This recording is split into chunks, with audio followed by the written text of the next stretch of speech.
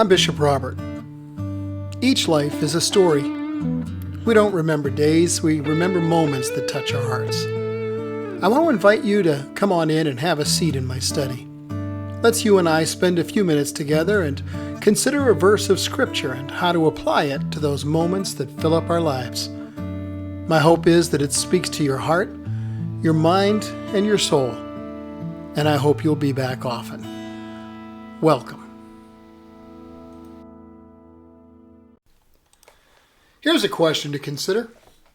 What does God have to do to get your attention?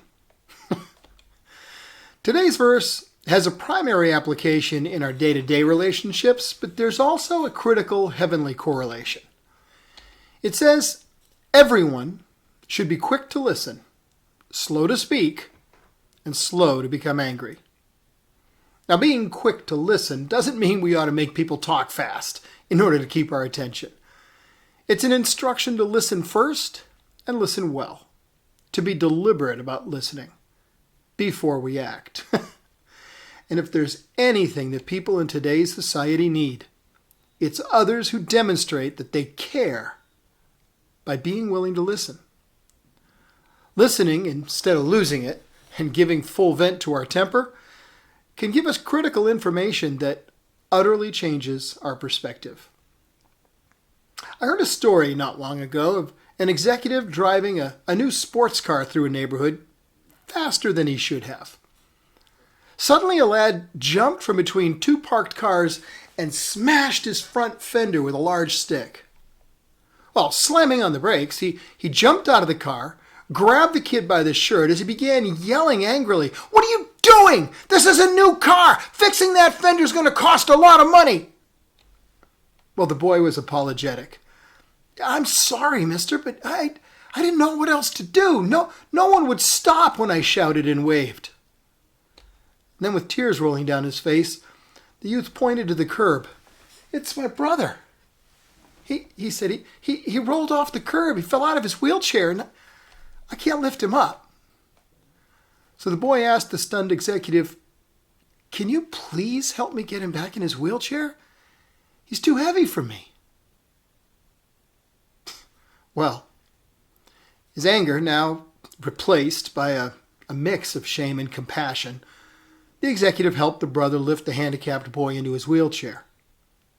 The brothers expressed their thanks and left, and the executive silently watched the boy push his wheelchair-bound brother down the sidewalk.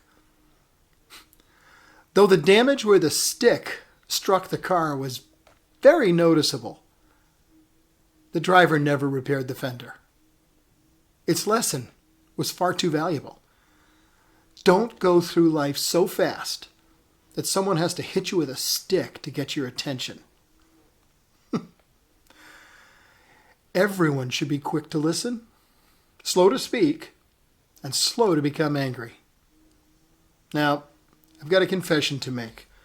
Being slow to become angry is something that I have to deliberately work at. Much more than many people would think.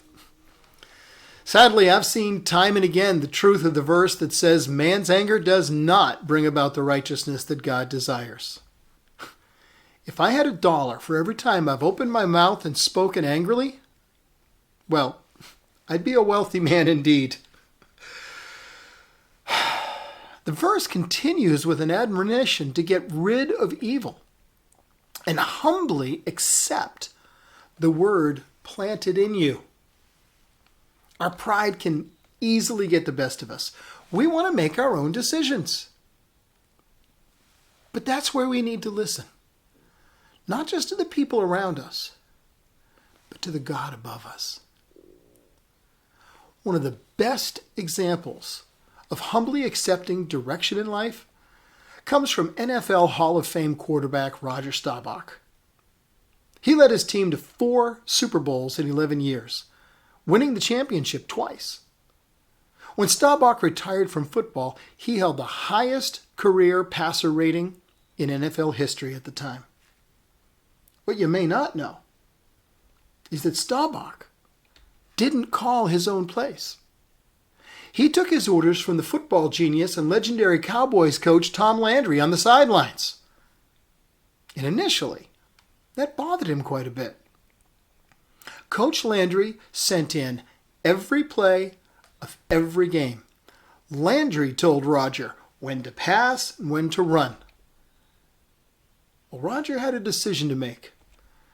He could allow pride to rule his life and ignore his coach, which would cost him his position on the team, or he could listen to the coach and benefit from his immense experience and skill, do as he was instructed, and become a champion. Staubach said, "I faced up to the issue of obedience. And once I learned to obey, there was harmony, fulfillment, and victory." Well, we too need to learn to face up to the issue of obedience. God speaks.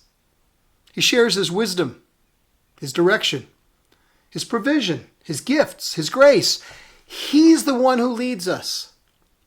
And he's the one who enables us to serve him. Running our own plays may bring some personal satisfaction. But listening to him, slowing down long enough to get his instruction, well, that's going to make champions of all who follow him well. So today's lessons are simple, really.